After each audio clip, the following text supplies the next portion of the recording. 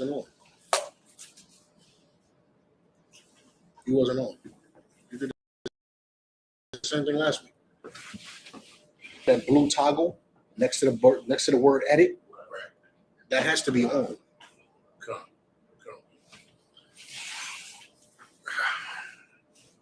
All right. So we should be live now.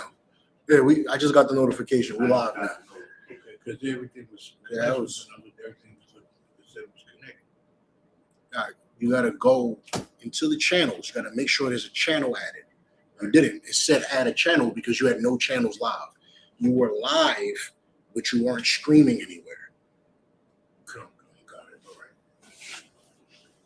right. We got a new system. Yeah. Okay. Yeah. All right. It's not automatic. It remembered it because we used it so long, and that's how we had it set up. You have to do the same thing with this. You got to be on point. Read verse 4 of this. Genesis 27:4.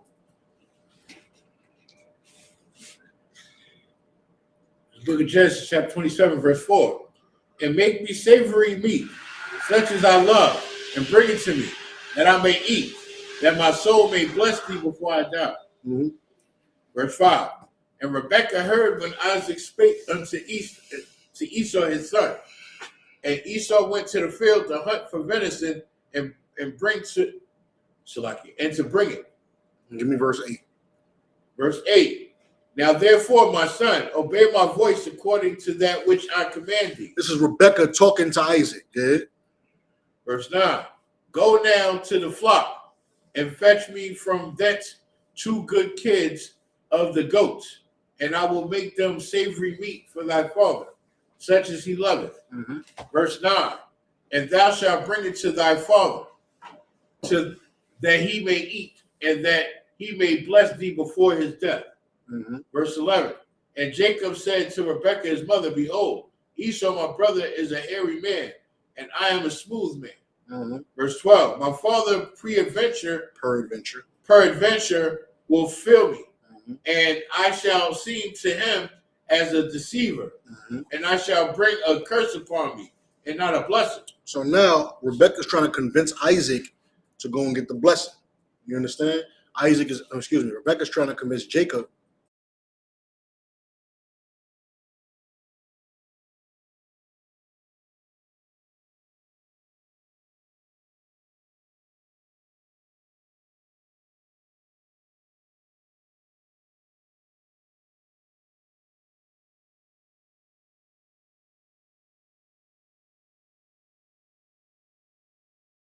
Kashat. Well, she was there when she made the They don't say she was there.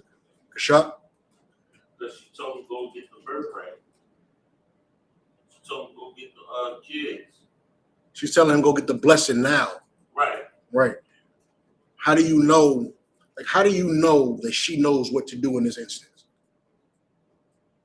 We read it. What to do as what? As who She's telling Jacob, look, put some goat fur on your arms so you can feel like how your brother feel. Oh, yeah. Smell like your brother. Because she know the firstborn is gonna get the heritage.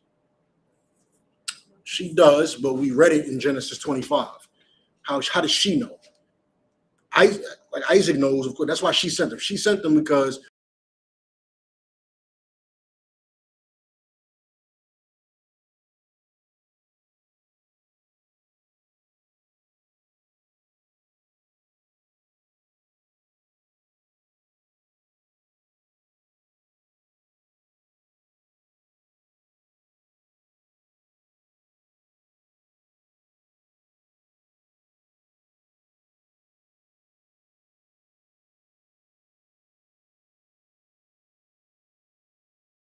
it's falling all into place. So she said, I need to go ahead and play my part. Good. Verse 13. And his mother said unto him, upon me be thy curse, my son. Only obey my voice and go fetch me them. Meaning she didn't even tell Jacob, look, the angel told me whoop-de-woo. She just telling him we ain't got time for all that.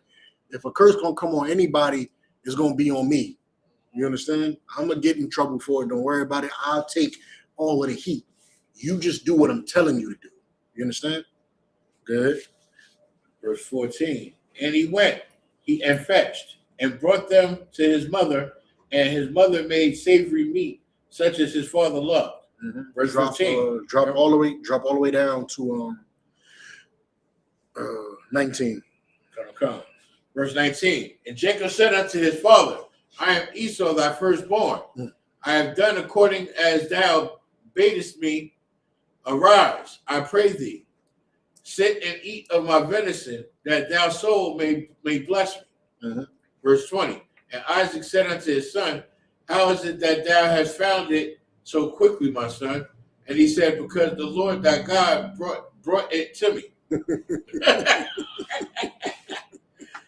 Yeah, she like a con on Here, hustler in action, good.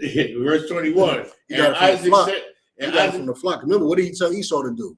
He said, go hunt it and bring it to me. He said, go hunt it and give me some good venison. Rebecca was wise. Rebecca said, go get that from the flock and bring that over here. I'm going to dress that up real quick and knock that out. Said, how you do that so quick? Oh, Lord, your God did that. He was blind, right? Huh? He was blind. So He blind. Yeah, So he's like, how the hell? He like, the Lord did it. Sorry. Yeah. God. And Isaac said unto Jacob, come near, I pray thee, that I may feel thee, my son, whether thou be my very son Esau or not. So now he's wary. He's worried. Like, is this even Esau? He like, come here, let me feel your arm, because he knows one of the key differences between them two is Esau's hairy. Yeah. And Jacob went near unto Isaac his father, and he felt him, and said, the voice of Jacob's voice is Jacob's voice, but the hands are the hands of Esau.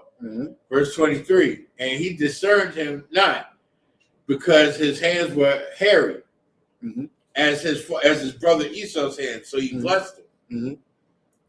And he said, art thou my very son Esau? And he said, I am. Verse 35. And he said, bring it near to me, and I will eat of my son's venison, that my soul may bless thee. 27. Gonna come. Verse 27. And he came near and kissed him. He saluted him. Good. Come.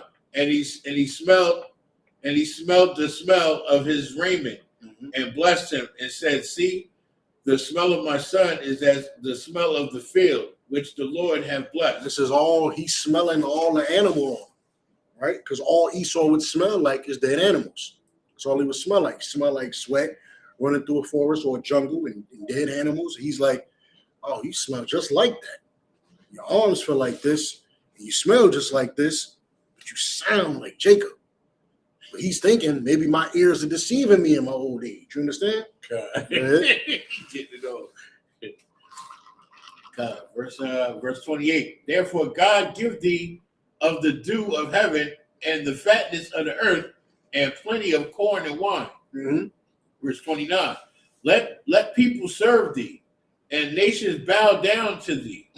Be Lord over thy brethren, and let thy mother's sons bow down to thee.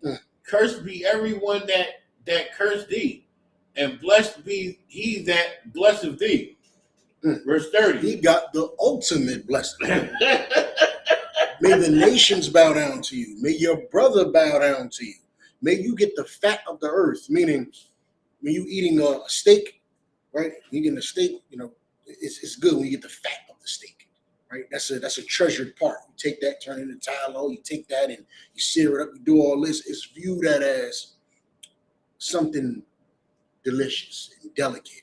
May you get the fatness of the earth, everything plump that it has to offer you. Plenty of corn and wine. What do we use corn for nowadays? Everything. The purpose is, may you have everything. Corn, I'm telling you, corn will be in your toothpaste. Corn is your cereal. Corn is a lot of things that you eat. Corn will be in your hair products. Corn is everywhere. They break corn down and put it into everything. May you have plenty of corn. May you have everything. May you have all of the wine. Wine was like, it wasn't really a delicacy, like you couldn't get it back then, but it was very treasured. You understand? A good flask of wine, a good vase of wine was very goodly looked upon. You understand? Good. Verse 30. Iranian diplomats would accept. If you don't know, I think Muslims can't drink, so they're not supposed to. Muslims can't drink, so they would accept the wine from all of these nations that would gift it to them.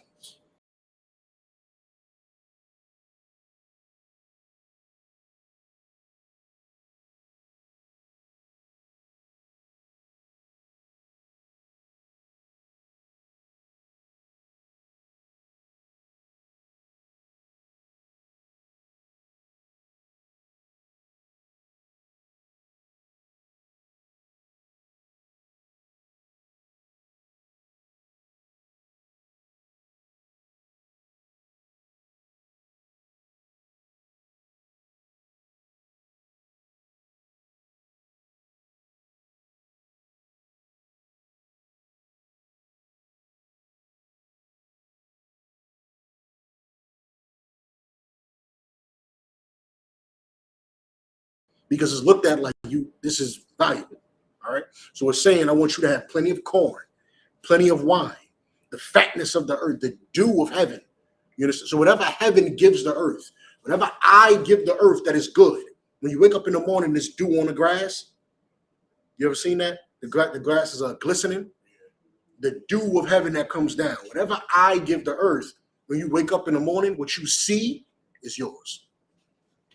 Good. Slappy. Mm-hmm. That curse in 29.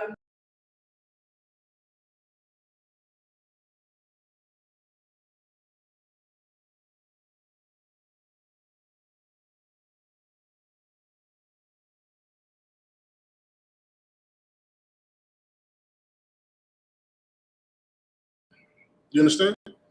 That's why the white man.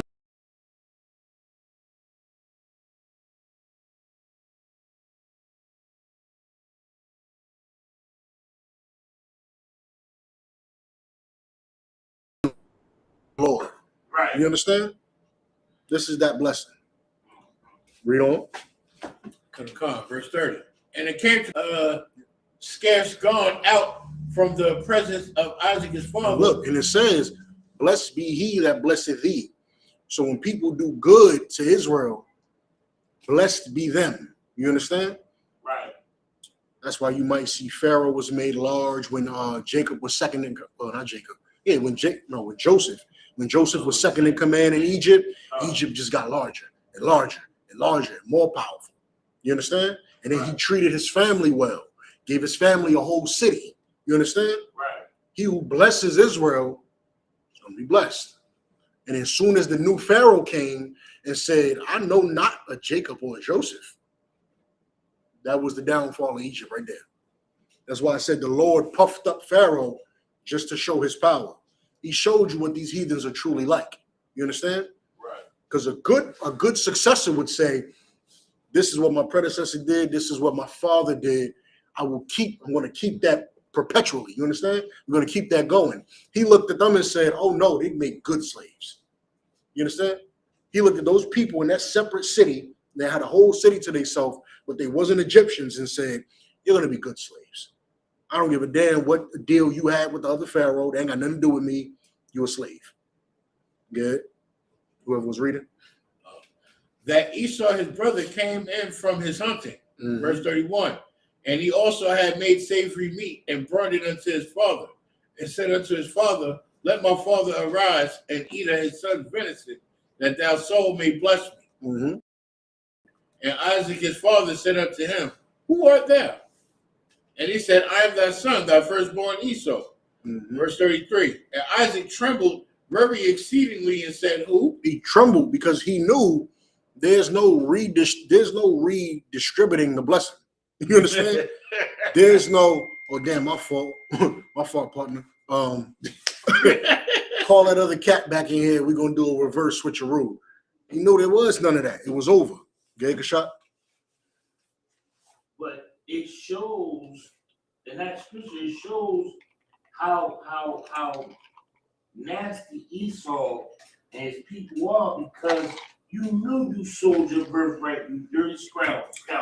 Mm-hmm. You knew you did that. Mm-hmm. but yet you still try to get over and do, oh yeah, you sold your birthright, you try to be in secret with your brother, but then when it came to your father, you ain't say, oh, I sold it to You my ain't brother. say, yeah, you ain't say I You sold it ain't to Jay. confess. When he told him, he should have told him when he told him to go get the venison. Right. Yeah. Yeah. And now he said, you know what, I'm going home, I'm gonna take this birthright. He about to die, I'm about to get this money. I'm a greedy bastard. Yeah. Yeah. Yeah, that's why he was gonna get. Absolutely. As you can see, he's not the type of man who should have that blessing. Right. You understand? Right. He sold the blessing and then he said nothing to his father. You understand? Yeah, Then who would have been defrauded? yeah, he tried to act like everything was regular. And that's why this is not defrauding. That's why if you ever argue with a white person, let me tell you something. I've seen a white person accept that they're Esau and accept that we're Israelites, but then say we defrauded them. We defrauded them of their birthright. So really, they're the firstborn. They should have all of the blessings and they should have this and that. But completely forgetting the part that Kashaka Ward just brought out, you sold it and then told your father nothing and tried to reclaim it. But you already ate the meat. You can't vomit it up and give it back. Yeah, it's over. You understand? Read on. Con. And I have eaten of all before thou camest, and have blessed him. Yeah. And he said, and he shall be blessed. Verse 34. Now, Yeah, and he shall be blessed. Meaning that blessing is going to stand. Good. and when Esau heard these words of his father, he cried with a great and exceedingly with a great and exceeding bitter cry, and said unto his father, bless me, even me also, O my father. Verse 35. And said, let me get some type of blessing, please. Good. And he said, thy brother came with subtlety, and have taken away thy blessing. Verse 36. And he said, is not he rightly named Jacob? For he have supplanted me these 2 times. Is he not rightly named Jacob? Because he hustled me twice.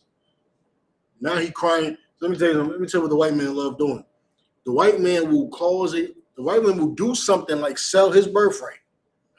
Be mad that you are the benefactor of him selling his birthright. Double back, try to get the blessings of that birthright. And when somebody tell him it's already gone, such and such came and got it.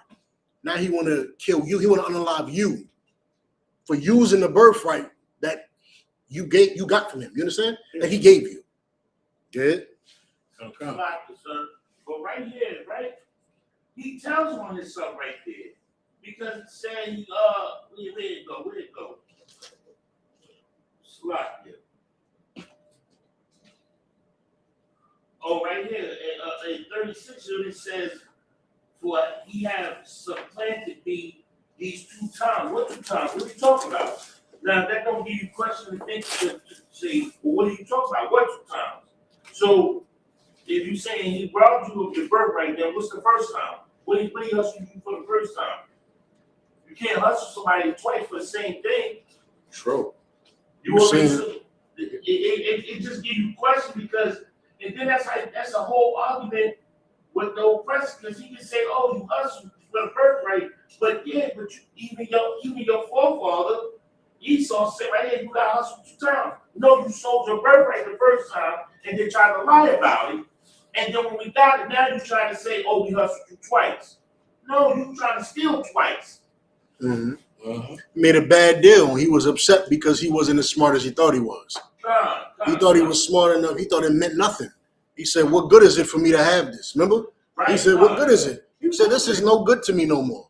I just want food. I'm hungry. He was famished. And then when his father said, look, I'm dying and it's time for me to get my blessings out.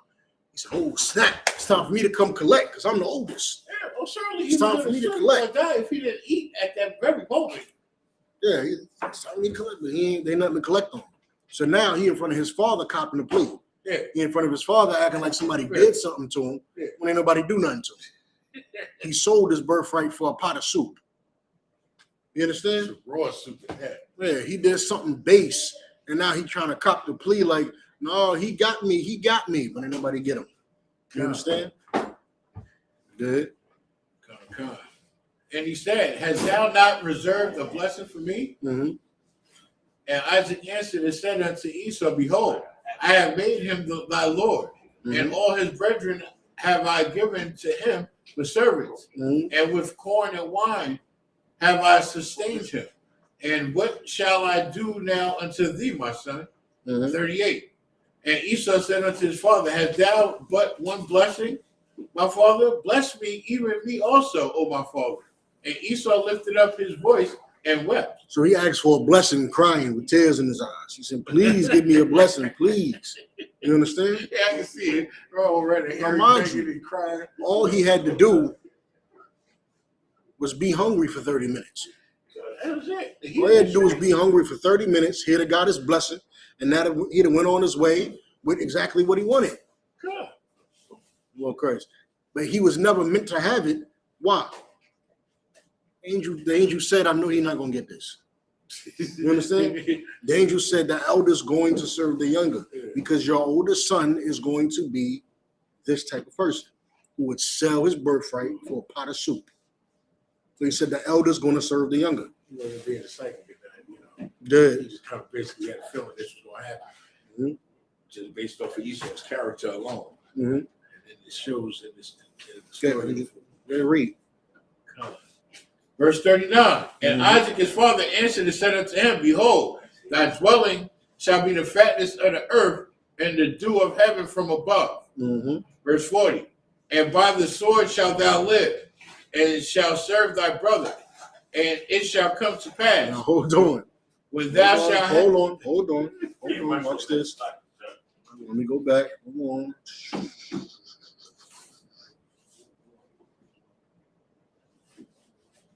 Get back to it. And this says, read 39 again. Verse 39. And Mhm. Isaac his father answered and said unto him, "Behold, thy dwelling shall be the fatness of the earth, and of the dew of heaven from above." How is this? Now his father is telling him in his blessing, meaning the blessing that we all know, he got blessed with what? The sword. He got blessed with the sword. Inside of this blessing, his father is telling him, "You're going to serve Jacob." Where is it at? No, in this verse. Oh, it is. Okay. He's telling him, "You're going to serve Jacob." Where is it at? And it said, "Behold, thy dwelling shall be the fatness of the earth, and the dew of heaven above it." How? Because Break that down. was the blessing that he said that he gave unto Jacob. What do you mean? He told that to Jacob. What did he tell Jacob? He told Jacob, "You're gonna have everything. You're gonna have the fatness of the earth. All thy brothers shall serve you. The oldest shall be your servants." He said, "God is going to give you the what? The dew of heaven." God, And he said, "Lord Christ." He said, "What to Esau just now? That I will take. That I will take, because it's been about 3 years. That I will take." I know you came bearing gifts. God, he wanted it back. So I'll excuse the sneakers. I broke all the traffic laws. He gave him, said, "From the dew of heaven above," said, "Your dwelling is going to be the fatness of the earth and of the dew of heaven from above." He told Jacob, God is going to give you the dew of heaven. You know what? Where you dwell at is mine. You understand? Yeah. Like sir, in 29 it says, "Let people serve you, a nation bow down to thee. Be Lord over thy brethren, and let thy mother's son bow down to thee." That's what he told. Yeah, but I asked him, where does it say in Esau's blessing? Jacob just told Esau that he's going to serve. Isaac just told Esau that he's going to serve Jacob in 39. And I asked Ayash to break it down where. In 39, it says, it says, "Behold, thy dwelling shall be the fatness of the earth and of the dew of heaven from above." And then if you go back to 28, he told Jacob, "Therefore God give thee of the dew of heaven." You understand? meaning the dew of heaven belongs to Jacob. You understand? You understand that, Kashak? Like it. If I give you $1, that's your dollar now. You understand? Right. Somebody, that's your dollar. He said, God give thee the dew of heaven from above. Then he told Esau, you're going to dwell where the dew of heaven is at. You understand? Meaning you're going to dwell on your brother's land. Oh, Where God. you dwell belongs to your brother. Son. Meaning it's not yours. Oh, meaning you gonna serve your brother. I see it right Well, here. yeah, brother. 29. Where's at the end of 39? At the end of 30, in 38, and in look, in 28 and in 39 is what I'm talking about. No, I see 28 and 39. You talk about the end of 39 when he says, and of the dew of heaven Read it. from above. In the dew of heaven, what? Wait, Slocky. 39. And Isaac his father answered and said unto him, behold, thy dwelling shall be the fatness of the earth. Thy dwelling shall be the fatness of the earth. Where you Right. live is going to be where the fatness of the earth is. Go ahead. And of the dew of heaven. Where you from above. live is going to be where the dew of heaven from above is. But But then 28 says right here, that same dew of heaven belongs to Jacob, though. and 28 right here says, therefore God gave thee Mhm, the dew of heaven mhm. and the fatness of the earth. God did what? God gave thee. So you might dwell where that dew of heaven is at, but that same dew of heaven don't even belong to you. You just there. God. You're there. They don't belong to you. You live in America. It ain't even yours.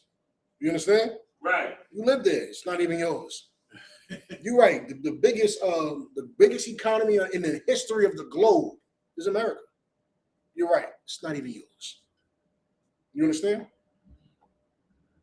And the world was made for our sakes. You understand? Come God. No matter where the white man goes on this earth and puts his flag at, let me tell you something about. He go to Antarctica and say, okay, this is my homeland. No, it's not.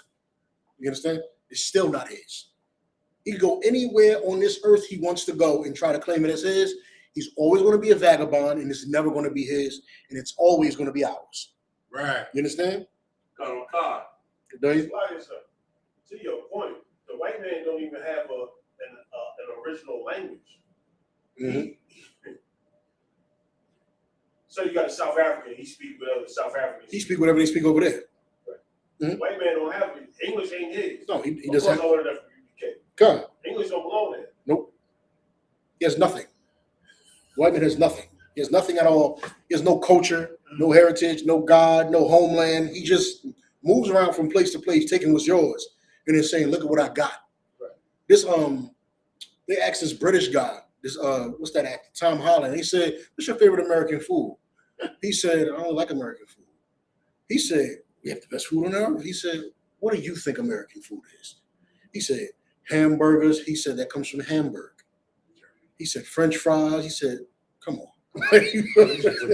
It's French fries. It's not American. What are you talking about?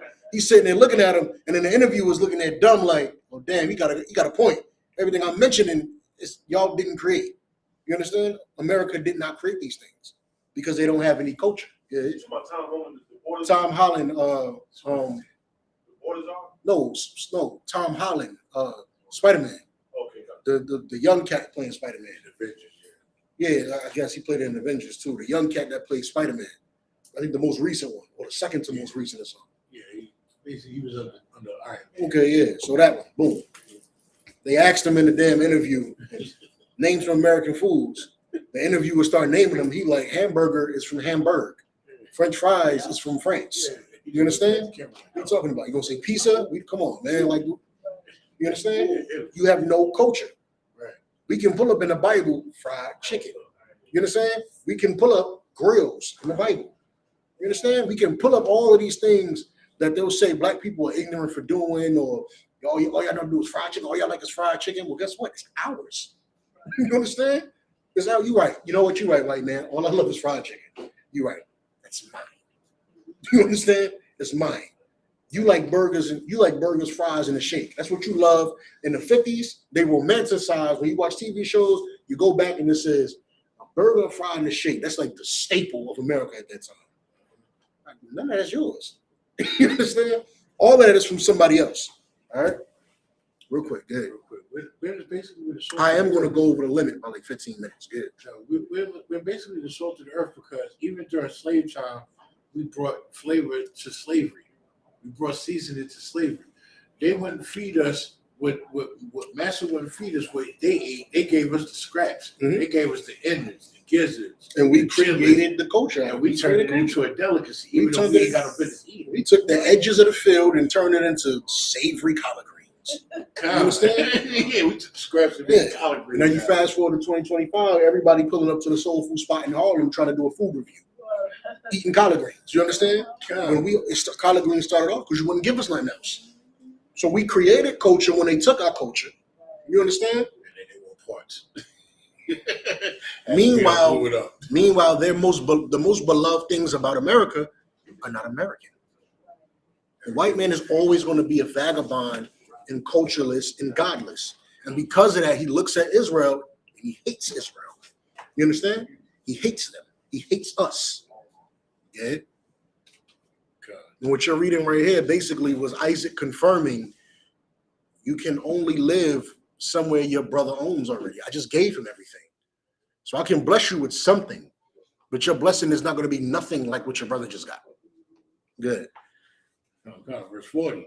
And by the sword shalt thou live, Mhm. and shall serve thy brother. And he's telling him right there. And shall serve thy brother, and it shall come to pass, when thou shalt have the dominion, that thou shalt break his yoke from off thy neck. And it shall come to pass when thou shalt have the dominion, you're going to break his yoke from off thy neck. What does that mean? That means you're going to stop oppressing them, and Wrong, you're going to wrong. take your place to serve. Wrong. Go out. Say it again, sir. Read the verse. Follow along. Read the verse. It says, when thou shalt have the dominion, Mhm. that thou shalt break the yoke of iron off thy neck. It don't say yoke of iron. It says yoke. Say it again. That thou shalt Read- break that yoke read- off thy neck. Go on. Read 40 from the top. Everybody listen. Book of Genesis, chapter 27, verse 40. And by the sword shalt thou live, and shalt serve thy brother. Mhm. And it shall come to pass, Mhm. when thou shalt have the dominion, Mhm. that thou shalt break his yoke from off thy neck. Mhm. What is it talking about? This is Isaac blessing Esau. Good. There's gonna come a time when they're gonna have rulership, the oppressor. They're gonna break they servitude to us, they're gonna break it and we're gonna serve them. That's right. That's what that means right there, if I may, sir. That is. That's right. When it says, and thou shalt live by the sword, Mhm. and thou shalt serve thy brother. Mhm. That serve the brother is when you read in the bottom of it, it says, thou shalt break his yoke. That's the serve. That serving, they're gonna break that servitude to us. And this when they're gonna have that rule by the sword. They're going to have dominion. Dominion, Slakia. Good. Dominion. Sir, is this talking about also to add on when they say break thy yoke? Mhm. It's when they came out the caves, when they was like when we had them enslaved. I mean, in the caves when we put them up in the caves and we was ruling the dark ages, and then they broke their yoke, like I put off their necks. Yeah, come. Yeah, come, because we was ruling during the Dark Ages, right? Mhm. And then eventually we lost rulership again to the oppressor. You understand? To the white man. So yeah, that's definitely a time where they broke our yoke. Right now, they broke our yoke. We're not in charge of them now. You understand? And that's why in Deuteronomy 28, a curse is having the yoke around our neck. Because they're supposed to have the yoke around their neck. You understand? So when it says that in 40, you know what I mean? Kashak gave the correct breakdown. Right. You understand? He's going to start to rule, and he's not going to be beholden to us anymore. We're not in charge of him. Good. Verse 41. And Esau hated Jacob because of the blessing wherewith his father blessed him. Mhm. And Esau said in his heart, the days of mourning for my father are at hand. Mhm. Then I will slay my brother Jacob. Then what? Then I will slay my brother Jacob. Then will I slay my brother Jacob. Esau, Kashak, third strike. First, he had red pottage. He sold his birthright for some red, bloody meat. Then he went to his father and tried to get it right back. Tried to go there and say, nah, that ain't never happened. That was, come on, I was playing, man. Come on with the blessing. Come on with the blessing. He said, nah, I gave that up already. He said, you know what? I'm gonna let you die first. Because I don't want you to see me do this to your son. And then I'm gonna take him out. You understand? And then he said, I'm gonna kill him. Now I'm gonna unalive him. I'm gonna take him up out of here. Okay, read on. Come. Verse 42. Mhm. And these words of Esau, her eldest son, were told to Rebekah, and she sent and called Jacob, her youngest son, and said unto him, Behold, thy brother Esau, as touching thee, doth comfort himself, comfort himself, purposing to kill thee. 43. Now therefore, my son, obey my voice and arise. Flee thou to Laban, my brother, to Haran. Verse 44. And tarry with him a few days until thy brother's fury turn away. Could drop that. Give me I'm gonna go over just a little bit. I ain't gonna have nearly enough time to get into everything. Yeah, I know. You're gonna have to give me like 10, 15. Give me Genesis 33, 32. Give me Genesis 32. What I'm probably gonna wind up doing is just throughout the month of February, I'm probably just gonna make it a series so I can, because I doubt that I'm gonna finish all of this. I got 1, 2, 16th, 23rd. Only got 2 more Mondays in February. So I'm probably gonna spend these last 2 months going over biblical Black history. You understand? Yeah. So you know we also have Thursday. Oh yeah, maybe I will finish it. And we'll teach us while we in class. We're gonna have class here Thursday because we already like planned it for General Muhammad, but he wound up not coming. But because we told the owner of this building we was gonna have class, we're gonna proceed with class on Thursday. It just won't be General Muhammad. You know, y'all stuck with me, Slocky. Good. I'm not General Muhammad. This Thursday, con. Yeah, good. We can bless some Officer Dunny on Thursday, sir. You said what? Could bless you. We could bless him with Officer Dunny. It's like it. It's like it. Officer Shackwell, sir. Now you pull rank on you already. I don't know what you want me to do about that. Officer Shackwell, sir. Okay, I heard you. I'm just saying. You put the money in there.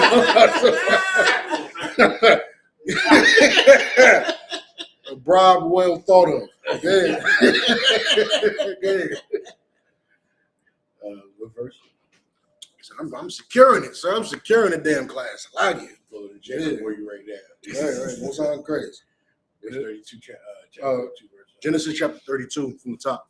You said what, sir? What's the chapter? Genesis 32. 32. So this is kind of off topic though. It is totally off topic. Good though. But is there a verse? I read a verse. I can't remember where it's at though.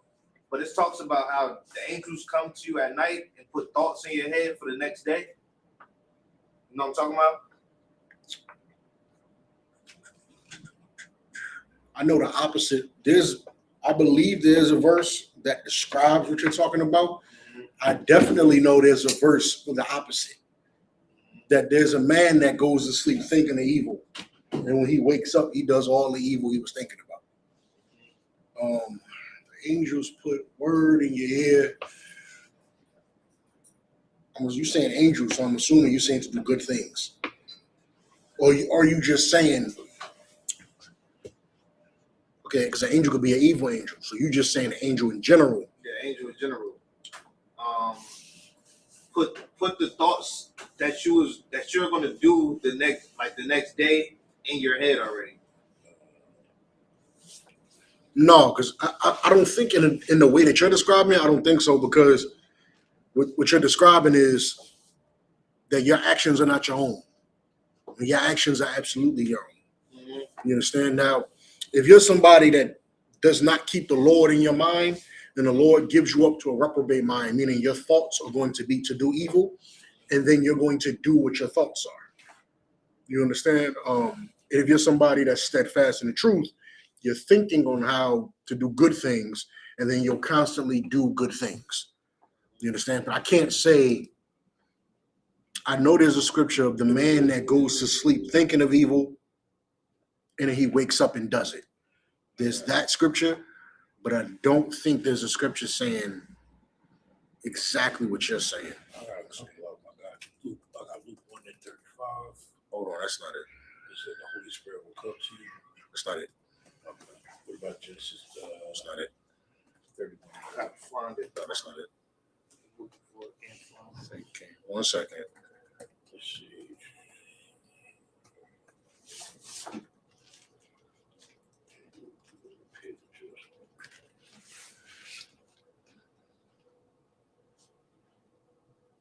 Micah 2:1. That's crazy. Micah was one of the next ones I was going to pull, but that I'm not going to get to. Go to Micah chapter 2, verse 1. You can read it up. The book of Micah, chapter 2, verse 1. Woe to them that devise iniquity and work evil upon their beds. And then when they go to bed, they're thinking of all the evil, iniquity, and things they could do to people, man. When the morning is light, When the sun come up, they practice it, mm-hmm. because it is in the power of their hand. Meaning there's people that go to sleep thinking of evil, and when they get up, they practice everything that they were going to do. You understand? Everything they thought of like the night before, if they have the power to do it, they do that evil. You understand? That's why you have these school unalivers, the ones that go to these schools and cause mass issues for these children. You understand? Use guns in an inappropriate way. Without that gun, they don't have the power. That's why you'll often find patterns of harming themselves, being in racist chat rooms, explaining how much they want to harm Black people, how much they want to harm children. You'll often find this evidence attached to these people because they want to do it, but they don't have the power in their hand to do it. They don't have an AR. They don't have access to a certain school or whatever, or they got to work up the courage to it. Once they have the weapon and they have the target and they have the courage, they go and do it. You understand? So they work in the iniquity, and because once the power's in their hand, they go do it. But as far as an angel whispering what to do, no. Now you do have the evil angel that whispered in the ear of the prophets of the king Asa because they was trying to get him unalived. Is that what you're talking about, Goyal? Nah, sir. They whispered into the prophet's ear, and the prophet prophesied the wrong thing. I think I'm talking about Job chapter 33, verse 15. You want me to read it? The book of Job, chapter 33, verse 15. In a dream, in a vision of the night, when deep sleep falleth upon men, and slumberings upon the bed, verse 16. Then he openeth the ears of men, and sealeth their instruction. What does that mean? Read the next verse. Verse 17. That he may withdraw man from his purpose and hide pride from man. Verse 18. He keepeth back his soul from the pit and his life from perishing by the sword. 1 second.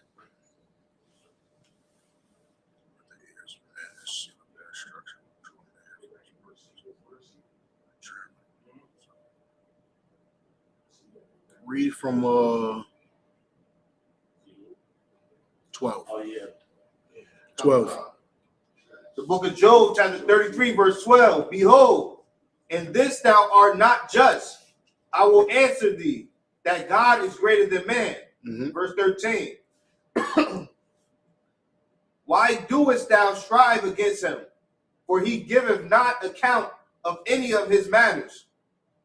Verse 14. For God speaketh once, ye twice, yet man perceiveth it not.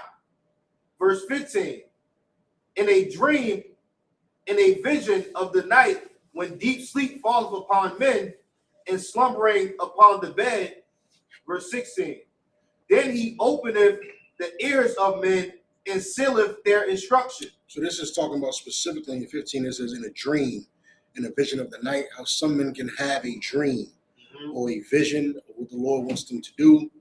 And when you wake up, does that mean that the Lord wants you to do that? Blah. How do you know the Lord wants you to do it? How would you decipher a dream? If it's lawful, It's not enough, though. How would you decipher a dream? Anybody? How do you decipher a dream? how you decipher a dream from what? How do you decipher? Not from anything. How do you break it down? How do you know if that dream is true or not? Don't you? Something you should follow or not. You ask a man above you to bust it down. You got to bring it to the priests and prophets. No. Specifically, not just any man above you. Usually, and to my knowledge, you bring that to like Jim Hyman. You understand? And then you try to, because remember, in all of Israel, Joseph was so, now Israel wasn't large yet, but Joseph was so sought after by the Pharaoh because he was capable of breaking down dreams. You understand? So that's a very peculiar gift. You understand? So if you're told something like that, I know of one instance where somebody had a dream in the school and it was brought to the attention of General Hyman and it was told to be true. You understand? I have one instance of that. So I would say if you have a dream, you want to know if it's true or not, bring it to the attention of General Hyman. Good? The brother Daniel was good at busting dreams down too. Good. You see what I'm saying? But it's sought after. These are men of renown in the Bible. You understand? You can have many different gifts of the Bible, a ton of different gifts, but those two, that gift specifically, is something that men struggle with because men have dreams every night. You understand? You have a dream every night, every other night, so now you think, I have to follow this one, or should I follow that one? Bring it to the priests and prophets who are in charge or who have that gift so that they can bring it down to you. You understand? And of course, you can disqualify it how? Now that you can do on your own. How can you disqualify it? If the dream telling you eat pork. Right. That's a real easy way to say, well, this is some bull. This is some bull crap. Good. I had a dream that my wife apologized to me. Oh, you gotta run from that one, huh? You definitely dreaming. He said, I'm dreaming for sure. It's not happening. So Satan getting your hopes up. he prayed for a miracle. You understand? But you could disqualify a dream easier than you can know if it's true. So if you want to know if it's true, I would say bring it to Jeremiah. All right, go ahead. But if this is an angel whispering in their ear, this is more so just talking about a dream, not the angel whispering in their ear. I'm kind of out of time, so I can't really jump back into it. So I'll probably jump back into it on Thursday, all right? Just to recap where we got to, where did we get to? The 32nd chapter. We got to Genesis 32. Yeah, we ain't read none of it, though. So just to recap where we was at, we broke down the birth of Jacob and Esau, why they were so different, why it's important that they was different, the hustling of Jacob to Esau trying to double back and get his birthright, right? And these just key differences in the beginning of white people and black people. These are just some key differences to bring out because everybody wants to hear about Harriet Tubman and Martin Luther King and Nat Turner, W. Du Bois. What's the Madam C.J. Walker? You want to hear about all these people every February. So we're going to start from the beginning, the very beginning of black people and white people. And I'm going to show you why, according to black history, you will never get along with white people. It's just never going to happen because it's not meant to happen. All right. With that being said, we're going to pick up in Genesis 32. Unless I get a class that we're done yet on Thursday or Kashat, we'll pick up in Genesis 32. I'm going to pass the class over to the priest and officer of the Shaka War. Wipe it up, Aki.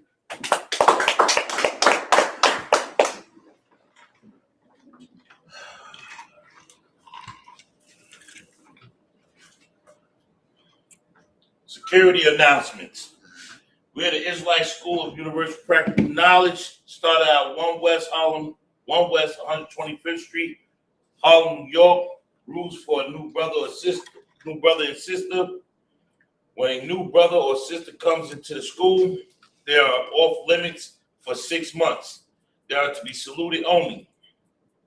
They are here to shed themselves of the world.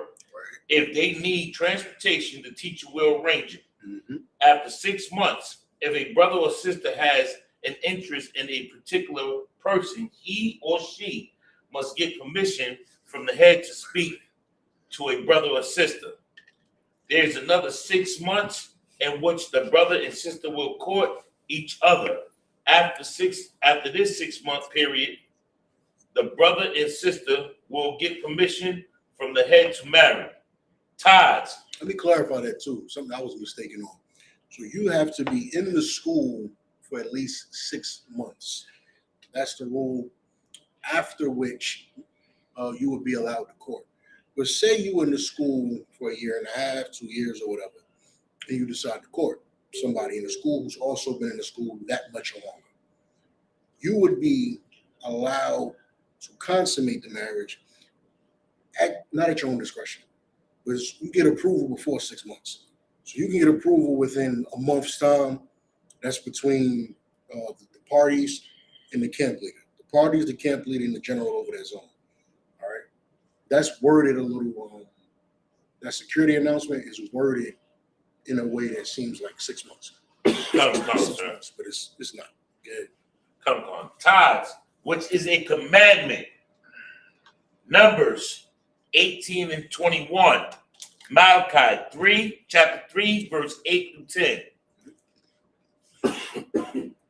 Mashara, Ma'ashara means 10th in the Hebrew. 10% of every penny of any increase the Lord gives you. Give to the treasury department or teacher. Priest funds, free will offering for a priest, not mandatory. Whatsoever amount you would like, upcoming holy convocations. Feast of Purim is March 2nd and March 3rd. That's a Monday and a Tuesday. We probably could only do Monday.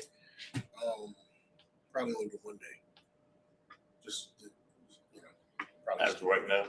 As of right now, we probably only do Monday. Come. And by only do Monday, I mean physically being here, celebrating at the school, we probably do just Monday. Unless we can secure it for Tuesday as well. If anyone wants to be a trooper in the school, to start wearing all black boots, black shirt, black pants, headband, and scarf.